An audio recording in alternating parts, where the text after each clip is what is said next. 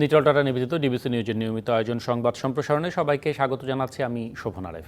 দিনের বাছাই করা সংবাদ এবং এর পর্যালোচনা নিয়ে সংবাদ সম্প্রসারণে আজকে অতিথি হিসেবে অনলাইনের মাধ্যমে আমাদের সাথে যুক্ত আছেন মাছরাঙা টেলিভিশনের প্রধান সম্পাদক জনাব রেজানুল হক রাজা এবং দৈনিক সমকালের উপদেষ্টা সম্পাদক জনাব আবু সাইদ খান। দুজনকেই স্বাগত জানাচ্ছি। আবু সাইদ খানের ছবি আমরা স্পষ্ট যদিও না দেখতে পেলেও তাকে আমরা পেয়েছি। আপনাদের দুজনের সাথে আলোচনা হবে প্রধানমন্ত্রী মানে সবশেষ যে ঘটনা সেটি নিয়ে আপনাদের মতামত শুনি।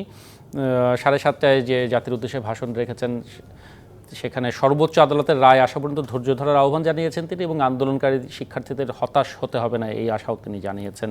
প্রতিটি মৃত্যুর বিচার বিভাগীয় তদন্তের কথাও বলেছেন। এই ধৈর্য ধরার আহ্বানে পরিস্থিতিতে কতটা প্রভাব বিস্তার করবে? আবু সাইদ খান শুরুতে যদি আপনার কাছে আসি।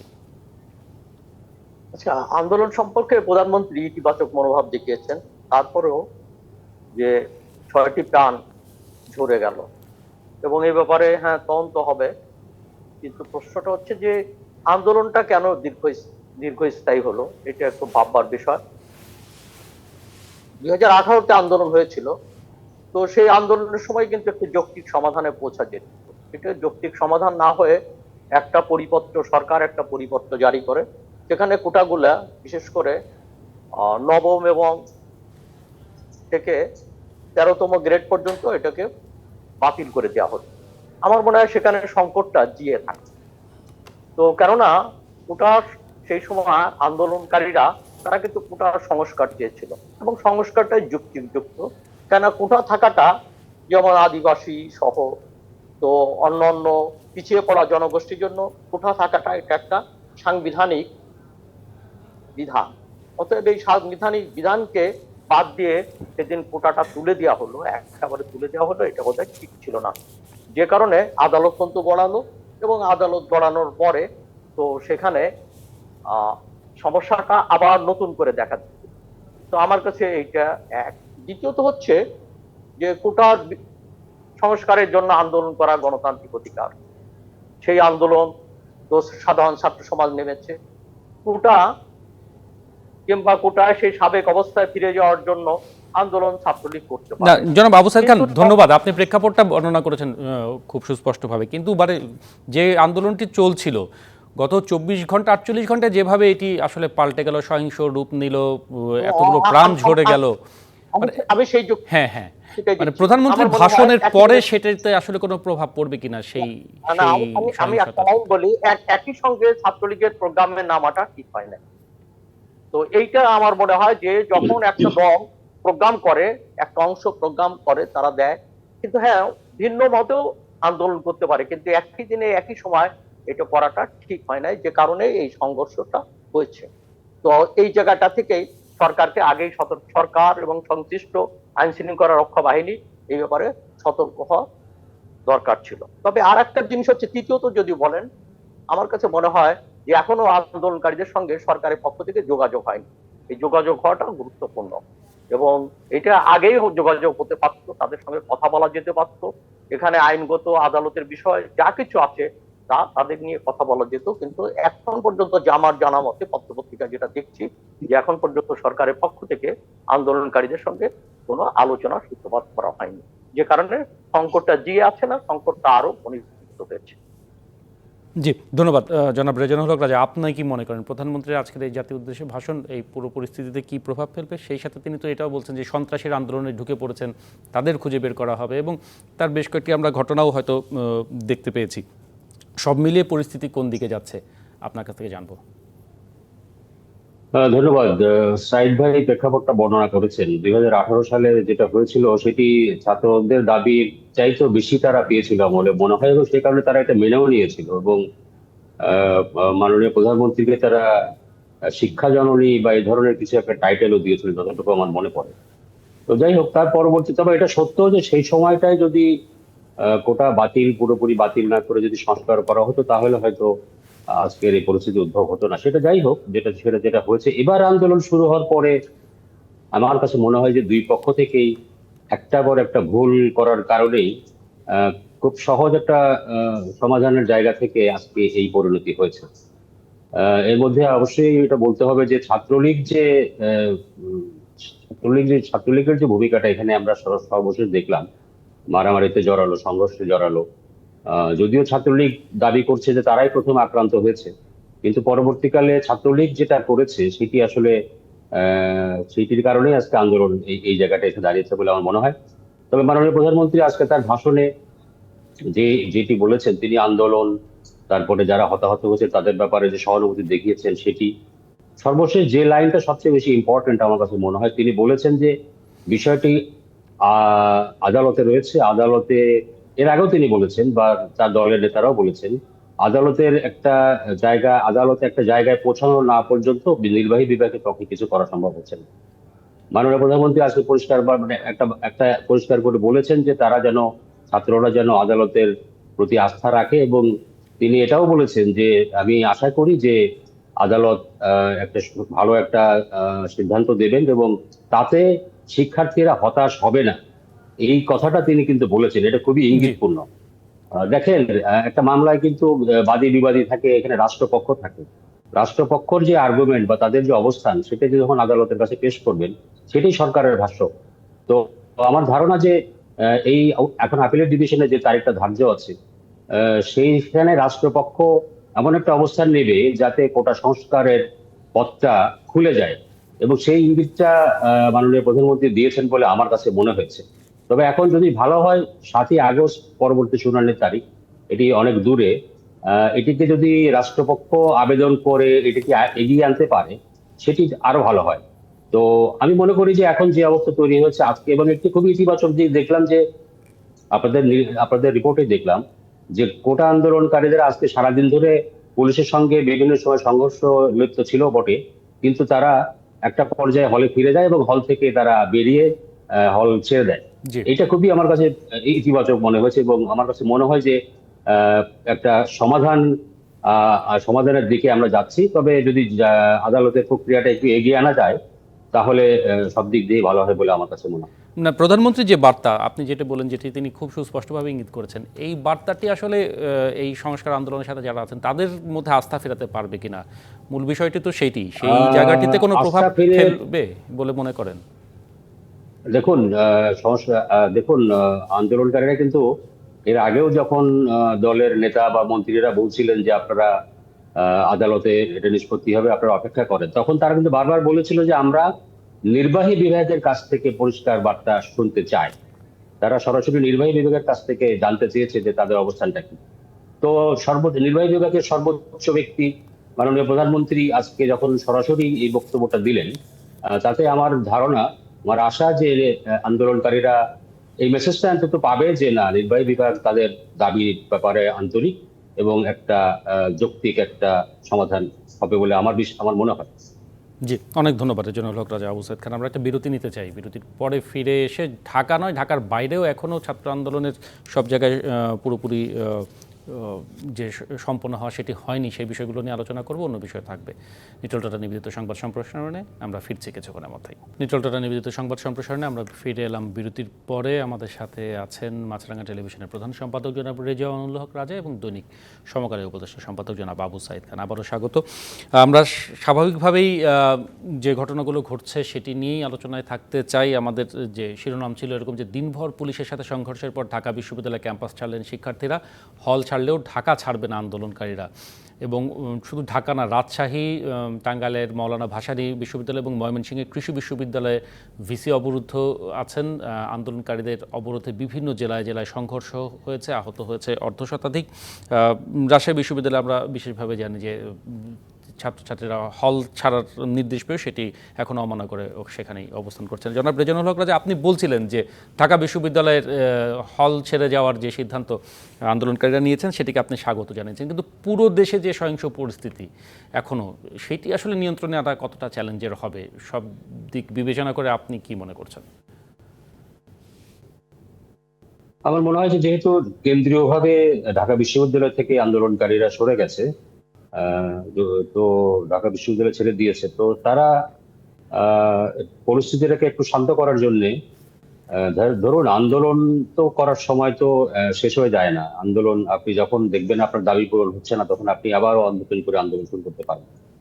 তো যেহেতু একটা পরিস্থিতির উদ্ভব হয়েছে যেখানে প্রাণহানির মতো ঘটনা ঘটছে, এবং এইভাবে কন্টিনিউ করলে এই ধরনের আশঙ্কা থেকেই যায়। সুতরাং আমি আশা করি যে যারা কেন্দ্রীয় সমন্বয়কারী আছেন এই আন্দোলনের, তারা তাদের সারা দেশে যারা আছেন তাদের সমর্থক বলেন, তাদের অনুসারী বলেন, তো তাদেরকে এই বার্তাটা দিতে পারেন যে তারা যেন ক্যাম্পাসে যে বন্ধের যে সিদ্ধান্ত হয়েছে সেটি মেনে নিয়ে, যেভাবে তারা ঢাকা বিশ্ববিদ্যালয়ে নিয়েছে সেইভাবে তারা এটা করতে পারেন। তবে এটাও সত্য যে আন্দোলনটা যেভাবে দেশব্যাপী যেভাবে ছড়িয়ে গেছে এবং অনেক ক্ষেত্রে আমরা মারমুখী আচরণ তাদের দেখতে পাচ্ছি, এবং এটাও স্বাভাবিক, কারণ ছাত্রলীগের যে ভূমিকা তাতে আন্দোলনকারীরা ক্ষুব্ধ হওয়াও স্বাভাবিক। তো সেটি নিয়ন্ত্রণ করা সহজ কাজ নয়। তবে আমার মনে হয় যে সময়ের সঙ্গে সঙ্গে এই উত্তাপটা কমে আসবে বলে আমার মনে হচ্ছে। কিন্তু আমরা মানে চট্টগ্রামের মুরাদপুরে কালকে যে ঘটনা দেখেছি সেটি আসলে কি বলছে? মানে বলা হচ্ছে যে কোটা সংস্কার আন্দোলনকারী এবং ছাত্রলীগ এই দুই দৃশ্যমান পক্ষের বাইরে যে তৃতীয় শক্তি উপস্থিতি, সেটা আসলে পুরো বিষয়টির জন্য কতখানি শঙ্কার, আপনি কি মনে করেন? এটি খুবই অ্যালার্মিং চট্টগ্রামে যেটা ঘটেছে সেটি। এবং আমার মনে হয় যে মাননীয় প্রধানমন্ত্রী যে কথাটা আজকে বলেছেন যে এই ধরনের সহিংস ঘটনার সঙ্গে কোটা সংস্কার আন্দোলনের যারা জড়িত সাধারণ শিক্ষার্থী, তারা আসলে এই সমস্ত ঘটনার সঙ্গে জড়িত না। আপনি দেখুন, এটা খুবই স্পষ্ট যে যেহেতু ছাত্রদের আন্দোলন এবং সেখানে আপনার বিরোধী দলের যে ছাত্র সংগঠনগুলো আছে, যেমন ধরেন ছাত্রদল বা ইসলামী ছাত্র শিবির, তারা এর সঙ্গে ইনভলভ হয়েছেন। এটি এটি এটি আমার কাছে মনে হয় যে হয়েছেন, এবং এটি হওয়াই স্বাভাবিক। কারণ ছাত্রদল বা ছাত্রলীগ, ছাত্রদল বা ইসলামী ছাত্র শিবির সাধারণত অন্য সময় খুব একটা তাদের রাজনৈতিক কর্মকাণ্ড দেখাতে পারেন না নানা বাধার কারণে। তো এই সুযোগটা তারা ডেফিনেটলি নেবেন। ছাত্রদলের সভাপতি তো প্রেস কনফারেন্স করে বলেছেন যে আমরা এই আন্দোলনে রয়েছি। তো তারা যেহেতু রয়েছেন, ছাত্র শিবির থাকা স্বাভাবিক। এবং এই যে কর্মকাণ্ডটা চট্টগ্রামে হয়েছে, এবং চট্টগ্রাম এলাকায় কোন সংগঠন কোন দল বেশি শক্তিশালী তুলনামূলকভাবে, সেটাও আমরা জানি। আমার কাছে মনে হয় যে এই ঘটনার সঙ্গে, আমি বিশ্বাস করি যে এই ঘটনার সঙ্গে সাধারণ আন্দোলনরত সাধারণ শিক্ষার্থীরা ইনভলভ না, কারণ এই ধরনের কর্মকাণ্ড সাধারণ শিক্ষার্থীরা করতে পারে না। তারা এতখানি রূঢ় হতে পারে না বলে আমার কাছে মনে হয়। এই ঘটনার সঙ্গে অন্য কারো ইনভলভমেন্ট থাকতে পারে, এটাও আমার ধারণা। অনেক ধন্যবাদ জনাব রেজানুল হক। আবু সাইদ খান, আপনার কাছেও একই প্রশ্ন, সেই সাথে একটু জানতে চাই যে আমরা এবার দেখছি যে সাংবাদিকরা টার্গেট হচ্ছেন, সারা দেশ জুড়েই সাংবাদিকদের উপরে হামলা চালানো হচ্ছে এবং বেশ নির্মমভাবে হামলা চালানো হচ্ছে। সাংবাদিকরা কেন বিশেষভাবে টার্গেট হচ্ছেন, আপনার কাছে কি মনে হয়? এটা দুঃখজনক। আর একটা হচ্ছে সাংবাদিকদের টার্গেট হতে পারে যে সাংবাদিকরা, সংবাদপত্র, মিডিয়া ঘটনাগুলোকে তুলে ধরছে। তো এটা হয়তো বা যে যাদের বিপক্ষে যাচ্ছে তারা এটা পছন্দ করছে না, যে কারণে ধরা হচ্ছে, তাদের টার্গেট করা হচ্ছে। তো এইটা তো থেকে নিবৃত থাকা উচিত। এবং সাধারণ ছাত্ররা ইত্যাদি তারা সাংবাদিকদের পর চড়া হচ্ছে, এমন প্রমাণ কিন্তু নেই। এখানে কোনো কোটারি বিশেষ কিংবা আন্দোলনের বিরোধিতাকারীরা এটা বিষয়টাকে দেখা দরকার, এবং এগুলো খতিয়ে দেখা দরকার। এবং সাধারণ ছাত্রও যদি কোনো যে ক্ষুব্ধ হয়, তবে সেটাও তাদের বোঝা উচিত যে আন্দোলনের চিত্রটা তুলে ধরা একটা সাংবাদিকদের কাজ। তারা বস্তুনিষ্ঠভাবে সংবাদ পরিবেশন করবে। অতএব এই ব্যাপারে সব পক্ষরই এ ব্যাপারে সহানুভূতিশীল থাকাটা খুবই গুরুত্বপূর্ণ। আর একটা বিষয়টা হচ্ছে যে সমস্যাটা, যে অসন্তোষ আছে, তার মূল কারণ হলো যে এটার সমাধানটা কি হবে, একটা যৌক্তিক সমাধান, কোটা সংস্কারের একটা যৌক্তিক সমাধানটা কি হবে, এইটাকে যে রেখে এখানে কিন্তু পরিস্থিতি শান্ত হওয়াটা সম্ভব না।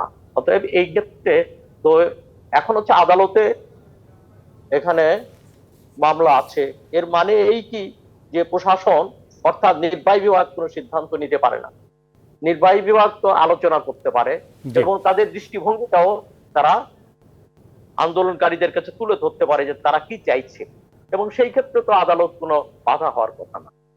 কেননা এখানে তো সিদ্ধান্ত তো নির্বাহী বিভাগকে গ্রহণ করতে হবে, কারণ আদালত তো কত পার্সেন্ট কোটা কি হবে এটা তো ঠিক করে দেবে না। আদালতের দায়িত্বটা হচ্ছে ইন্টারপ্রেট করা। তো তারা ইন্টারপ্রেট করবে এবং এটা যৌক্তিক কিনা, আইনসম্মত কিনা, এই সব বিষয়গুলো তারা দেখবে। অতএব কোটার সংস্কারের যে ব্যাপারটা, এটা তো পার্লামেন্টকে অথবা নির্বাহী বিভাগকে করতে হবে। অতএব সেই জায়গা থেকে নির্বাহী বিভাগ একটা আশ্বাস দিতে পারে এবং আন্দোলনকারীদের সঙ্গে যোগাযোগ করতে পারে। আর একটা হচ্ছে এই আন্দোলন তো কোনো কাঠামো নাই, এই আন্দোলনটা হচ্ছে মূলত স্বতঃস্ফূর্ত আন্দোলন, এবং যে কারণে এই আন্দোলনের সঙ্গে ব্যাপক জনগোষ্ঠীর সাধারণ মানুষেরও সমর্থন রয়েছে। তো এই যে স্বতঃস্ফূর্ত আন্দোলন, এটাকে লাগাম টানা খুব কষ্ট। মানে সেখানেই যে ওই যে তৃতীয় শক্তির যে উপস্থিতির কথা বলা হচ্ছে, চট্টগ্রামের কালকে যে ঘটনা ঘটেছে কিংবা ঢাকা বিশ্ববিদ্যালয়ের হলগুলোতে রাতে যে ঘটনা ঘটেছে, সেগুলোকে আপনি কিভাবে ব্যাখ্যা দিবেন? না না, দুটো জিনিস। একটা হচ্ছে যে সেটা একটা বিচ্ছিন্ন কোনো ঘটনা ঘটলে সেটা নিয়ে তদন্ত হতে পারে এবং সেটা খতিয়ে দেখাই উচিত বলে আমি মনে করি। কিন্তু ঢাকা বিশ্ববিদ্যালয়ে যে ঘটনাগুলো ঘটেছে, যে সাধারণ ছেলেরা মার খেয়েছে এবং তারা আবার রুখে দাঁড়িয়েছে, এই তো ঘটনাটা ঢাকাতে কিংবা জাবিতে, জাহাঙ্গীরনগর বিশ্ববিদ্যালয়ে এটা আমরা দেখছি যে একদিকে হচ্ছে আন্দোলনকারীরা মার খাওয়ার পরে তারা ক্ষিপ্ত হয়ে তারাও আবার হাতে লাঠি তুলে নিচ্ছে, এই তো একটা ব্যাপার ঘটেছে। তো এখানে তো ছাত্রলীগকে সংযত রাখা উচিত ছিল এবং একজন নেতা, দায়িত্বশীল একজন নেতা, তিনি বলেছেন যে এটাকে ছাত্রলীগ প্রস্তুত। এই ধরনের উস্কানিমূলক বক্তব্যের মধ্য দিয়ে তো ঘটনা এই পর্যন্ত গিয়ে দাঁড়িয়েছে। তো আমার কাছে সেই জায়গা থেকে মনে হয় যে বিচ্ছিন্নভাবে যদি কোনো ঘটনা ঘটে, সরকারের কাছে যদি সেই ধরনের সুনির্দিষ্ট প্রমাণ এবং তদন্ত করার জন্য, তো এখানে গোয়েন্দা সংস্থা রয়েছে, তাদের সেগুলো খুঁজে বের করা উচিত যে আন্দোলনের মধ্যে তৃতীয় পক্ষ ঢুকেছে কিনা। তবে সামগ্রিক বিচারে এই আন্দোলনটা একটা স্বতঃস্ফূর্ত আন্দোলন, এর পিছনে ছাত্রদের তো সমর্থন রয়েছে, এমনকি জনসমর্থনও রয়েছে। তো এই ব্যাপারটা এইভাবে দেখা উচিত। আর এর সঙ্গে কোনো তৃতীয় পক্ষ কিংবা যোগ আছে কিনা সেটার জন্য ফাইন্ড আউট করার জন্য সরকার যে কোনো তদন্ত করতে পারে ইত্যাদি। তবে আমার কাছে যেটা মনে হয় যে আসল জিনিসটা হচ্ছে আন্দোলনের কারণগুলোকে নির্ণয় করা এবং সমাধানের জন্য কার্যকর উদ্যোগ গ্রহণ করা। এখন পর্যন্ত সরকারের পক্ষ থেকে আমরা কোনো কার্যকর উদ্যোগ নিচ্ছি না এবং ছাত্র আন্দোলনকারীদের সঙ্গে কোনো যোগাযোগ হয়েছে বলে এটা আমরা শুনছি না। জি, আপনার বক্তব্য স্পষ্ট। ধন্যবাদ জনাব আবু সাইদ খান। ধন্যবাদ রেজানুল হক রাজা। আমাদের সময় হয়েছে আরও একটি বিরতির। নিটল টাটা নিবেদিত সংবাদ সম্প্রসারণে আমরা ফিরবো কিছুক্ষণের মধ্যে। আমরা সংবাদ সম্প্রসারণে ফিরে এলাম। এটি নিবেদন করছে নিটল টাটা গ্রুপ। আছেন আমাদের সাথে মাছরাঙা টেলিভিশনের প্রধান সম্পাদক রেজানুল হক রাজা এবং দৈনিক সমকালের উপদেষ্টা সম্পাদক আবু সাইদ খান। আলোচনার প্রায় শেষ দিকে অপতৎপরতার বিরুদ্ধে আগামীকাল বায়তুল মোকাররমে মুক্তিযোদ্ধা, শ্রমিক, কর্মচারী, পেশাজীবীদের সমাবেশ, স্বাধীনতা বিরোধীদের মোকাবেলার নির্দেশ দিয়েছেন আওয়ামী লীগের শীর্ষ নেতারা। এদিকে সবশেষ খবর যেটি, আগামীকাল সারা দেশে কমপ্লিট শাটডাউন কর্মসূচি ঘোষণা করেছে বৈষম্য বিরোধী ছাত্র আন্দোলন। তারা অ্যাম্বুলেন্স ছাড়া সড়কে কোনো যানবাহন চলতে দেবে না, এটি তাদের ঘোষণা। হাসপাতাল এবং জরুরি সেবা আওতামুক্ত থাকবে, যেটি আমরা এখন স্ক্রলে দেখাচ্ছি। পুরো বিষয়টি রাজনৈতিকভাবে মোকাবেলার সুযোগ আসলে কতটা রয়েছে? আবু সাইদ খান, আপনার কাছে যদি আসি শুরুতে। সুযোগ এখনো রয়েছে, এখনো সরকারের পক্ষ থেকে তাদের সঙ্গে আলাপ আলোচনা করতে পারে এবং যে হত্যাকাণ্ডগুলো হয়েছে তার সুষ্ঠু তদন্ত করাও খুবই গুরুত্বপূর্ণ এবং সেখানে পুলিশকেও সংযত ভূমিকা পালন করতে হবে। যেমন এই প্রসঙ্গে একটা ঘটনা বলি যে রংপুরের আবু সাইদ, সে প্রকাশ্য এসে বলেছিল গুলি করলে আমাকে কর। এটা বলেছে বলে কি পুলিশ তাকে গুলি করবে? যেটা পত্রপত্রিকা এসছে, বিভিন্ন সংস্থা এসছে। এইসব ঘটনার তদন্ত হওয়া দরকার। এই যে ছাত্রদের ভিতর ক্ষোভ যে রয়েছে, এই ক্ষোভের জন্য আমার মনে হয় এটা আশ্বাস দেওয়া দরকার যে এখানে সুষ্ঠু তদন্ত হওয়া দরকার এবং এর সঙ্গে এখন পর্যন্ত কিন্তু আস্থার সংকট তৈরি হয়েছে, দূরত্ব ক্রমেই বেড়ে চলেছে। এই দূরত্ব ঘোচানোর দায়িত্ব কিন্তু সরকারকে নিতে হবে, নির্বাহী বিভাগকে নিতে হবে। কিন্তু আমরা সেটা দেখছি না, বরং আমরা পাল্টাপাল্টি যে ব্যাপারটা, অর্থাৎ যে ছাত্রদেরকে বিভিন্নভাবে চিত্রিত করার যে চেষ্টা হচ্ছে কিংবা তাদেরকে রাজাকার হিসাবে চিহ্নিত করার যে চেষ্টা হচ্ছে, তো এটা আমার মনে হয় এটা নিবৃত্ত হওয়া উচিত। হ্যাঁ, আন্দোলনের মধ্যে দিয়ে বিভিন্ন এলিমেন্ট ঢুকে যেতে পারে, রাজাকারও ঢুকে যেতে পারে, কিন্তু সাধারণভাবে আন্দোলনটা হচ্ছে সাধারণ ছাত্রদের আন্দোলন, স্বতঃস্ফূর্ত আন্দোলন। অতএব সেইটার প্রতি শ্রদ্ধা রেখেই আমার মনে হয় দূরত্ব ঘোচানোর জন্য সরকারকে এগিয়ে আসা উচিত এবং এ ব্যাপারে তাদের সঙ্গে আলোচনা সূত্রপাত করার মধ্য দিয়েই পরিস্থিতির একটা উন্নতি করতে পারে। অন্যথায় আমার কাছে সেটা মনে হয় সেটা কঠিন হবে।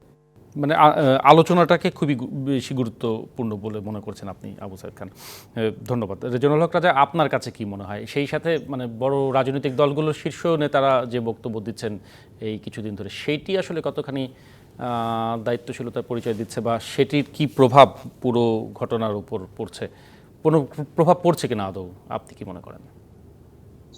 না, নিশ্চয় পড়ছে। ধরেন বড় রাজনৈতিক দল, দুটো দল ধরি, আওয়ামী লীগ এবং বিএনপি। আওয়ামী লীগের নেতৃবৃন্দ এবং মন্ত্রীরা মাঝে মধ্যে যে বক্তব্য দিচ্ছেন, কিছুটা তাতে একটু তাদের একটু কঠোর অবস্থান রয়েছে বলে মনে হয়। আবার বিএনপির কথা যদি ধরি, তারা তো মোটামুটি এই আন্দোলনের সমর্থন জানিয়েছে এবং আন্দোলনটাকে তারা সরকারের উৎখাতের যে আন্দোলন বা সরকারের হটানোর যে আন্দোলন বিএনপি করে আসছিল, সেই দিকে মন নেওয়ার একটা চেষ্টা তাদের মধ্যে আছে। তো এগুলো অবশ্যই উস্কানিমূলক। এবং আমার কখনো কখনো মনে হয় যে সাধারণ ছাত্রদের আন্দোলনের যে কর্মসূচি, যেটা যেটা অনেকখানি মারমুখী, কখনো কখনো ক্ষেত্রে, যেমন ধরেন এই যে রাস্তা অবরোধ, ট্রেন অবরোধ, সারা দেশ অচল করে দেওয়ার একটা চেষ্টা, এটি এই সমস্ত কঠোর কর্মসূচি দেওয়ার পেছনে অন্য কারো ইন্ধন আছে কিনা, এটাও একটা দেখার বিষয়। তবে আমি অবশ্যই মনে করি সাইদ ভাই যেটা বললেন, আলোচনা, এটি আরো আগেই যদি শুরু করা যেত তাহলে খুব ভালো হতো। যেমন ধরেন রাজাকার নিয়ে যে স্লোগান সেদিন রাতে হয়েছিল, আহ, সেটির আগ পর্যন্ত ছাত্র লীগের যে কর্মকাণ্ড অবস্থান, সেটি কিন্তু খুব গঠনমূলক ছিল। তারা নিজেরাও বলেছিল আমরা নিজেরাও কোটা সংস্কার চাই। তবে এবং তারা কোটা সংস্কারের এই আন্দোলনের ব্যাপারে লিফলেট বিতরণ করেছে বিশ্ববিদ্যালয়ের বিভিন্ন হলে হলে। তারা নিজেরাও কিন্তু একটা উদ্যোগ নিতে পারতো যে আন্দোলনকারীদেরকে সঙ্গে বসে তাদেরকে বোঝানো যে আমরা কিন্তু তোমাদের দাবির কাছাকাছি আছি, শুধুমাত্র মাঝখানে একটা আইনি প্রক্রিয়া থাকার কারণেই সরাসরি নির্বাহী বিভাগ কিছু করতে পারছে না। তো এই এই সুযোগটা হাতছাড়া হয়ে গেছে।